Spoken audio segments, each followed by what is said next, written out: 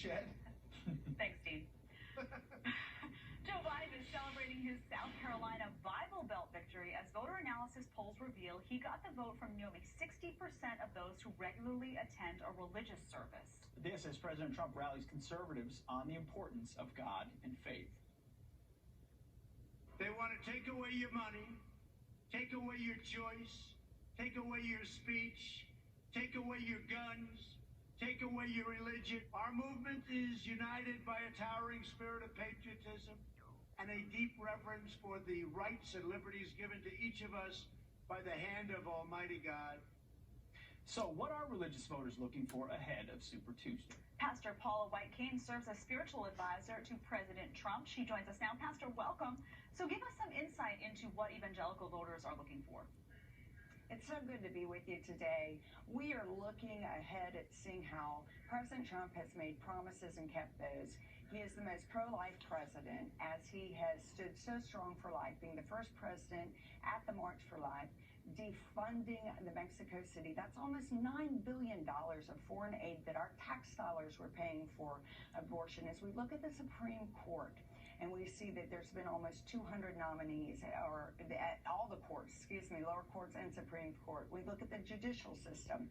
So we look at his support for Israel, his support within the Black community, lowest unemployment, prison reform, HBCU, all the things that we see that are happening. This was really, last night was so predictable. I mean, it looks more and more like the Democrats are headed toward a contested convention with no single candidate really leading the way. And what has happened, always happened, Biden courted the African-American vote, the religious vote there in the Southern. But I think people are wising up because the Democrat Party is so chaotic and so divided right now, and it's the same storyline. Let's court during the time of election, but then afterwards, what has been done? But President Trump has actually had deliverables. And that's what people are beginning to see, and they're seeing the results over and over again. Pastor, you saw that voter analysis. Biden got 60% of the religiously affiliated vote last night. He's a Catholic. Although he was recently denied communion by a minister of the Catholic faith because of his pro-abortion stances. So when it comes to religious voters writ large in 2020, how do they compare candidates, were it to be a Biden or a Bernie, against the president? Oh, well, look, it's right there. You can see that President Trump, again, I'm going to reiterate, the most pro-life. Look at this. Think about this from a religious standpoint. The Democrats would not even sign on. They are so indebted to the abortion industry. They would not even sign on to the live birth, protecting a child after it has come out of the mother's womb.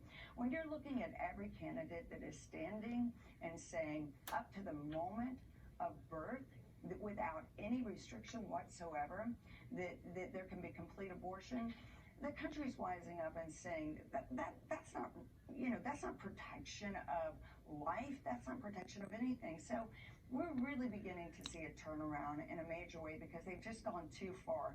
Again, not surprising that Biden got that vote. He had Jim Clyburn behind him. He had people that were behind him saying, hey, but when it comes to deliverables, what has he delivered? Let's look at President Trump. It's the exact opposite.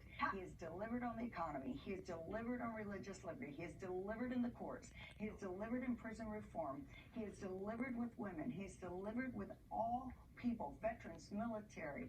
I mean, I could sit here probably for hours and list all the accomplishments, as we all could, of what this great president has done. Pastor, not to interrupt you, but I want to get this in. What do you say to critics who say that they cannot reconcile evangelical support for President Trump because they cite character issues? What's your response to that?